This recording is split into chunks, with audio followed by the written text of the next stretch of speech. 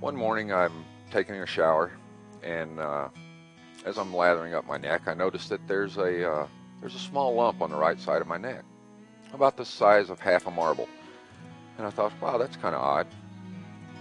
I better keep that in the back of my mind in case something ever comes of it.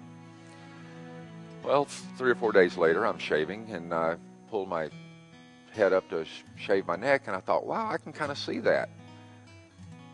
I might better go see a doctor. And I'm not a doctor kind of guy by any means. If I'm not sick or a fever or 3 or 4 days in bed, I don't want to see a doctor. But I thought, maybe I better go get this checked out. So I went to see my local doctor, and he didn't like the way things looked.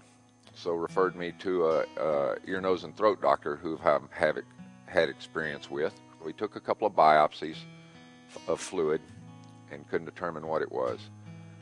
So he asked that we do a tissue biopsy in which surgery is involved.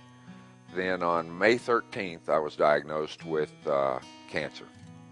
The cancer was actually on my very back lower part of my tongue, and also in the lymph node area here, which made the determination of stage 4 cancer.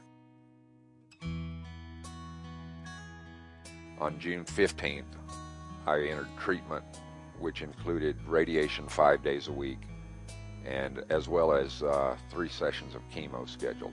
I thought, well, this won't be so tough. My mom had been through breast cancer about a year previously, and she took it in stride. Her faith and her strength and courage, I thought, well, if she can do it, I can do it. After the first week of treatment and the chemo actually engaged, I knew it was a battle that was way tougher than I could expect. We began to pray and ask for prayer. And people who know me, I don't ask for much. I don't know if it's pride. I don't know if it's a manly thing. But probably one of the hardest things I've ever done is to ask for help. My wife set up what is called a caring bridge site for me, and I had friends praying for me that I hadn't even spoke with in over 20 years that found out about it,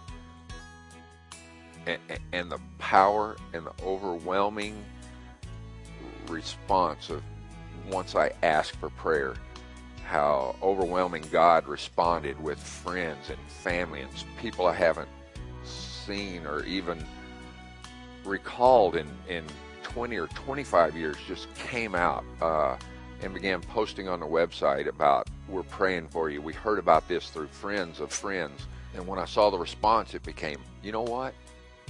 This is God teaching me. Ask me for it. I'll give it to you. So with a lot of prayer, we began a 9-week treatment program.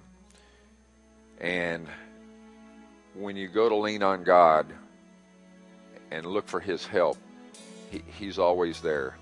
I remember specifically on a Thursday morning, I didn't think I was going to be able to make it to treatment. I felt so bad and so weak. And the phone rang. I answered it, and it was the nurse at with the radiation treatment. And she told me, Todd, our radiation machine's down, and we're not going to be able to do your treatment this morning. 2 months after the treatment, you go 2 months after the final treatment, and they do another PET scan that determines if the cancer is gone or if it's still prevalent in my body anywhere. At that PET scan, you're extremely nervous because you know that if there are traces left, the secondary treatment was to be surgery, and they didn't want to do surgery. But in the back of my mind, I just kept saying, please let me know. Please let me be clean. Please let me be free of cancer. The anxiety of waiting for the results becomes overwhelming. I had the test on a Friday. My doctor called me that afternoon and let me know that I was okay. And I don't know why I doubted God.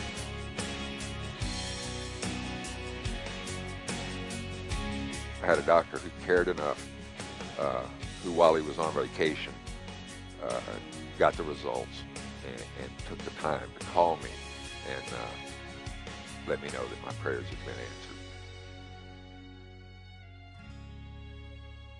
I'm Todd Beavis, and that is my story.